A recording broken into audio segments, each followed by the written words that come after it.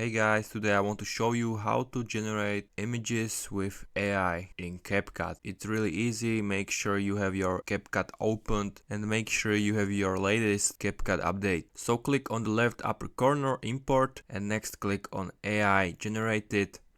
I'm gonna show you some example. I'm gonna generate a super sport car with a Christmas tree in the background and click generate. It takes a few seconds.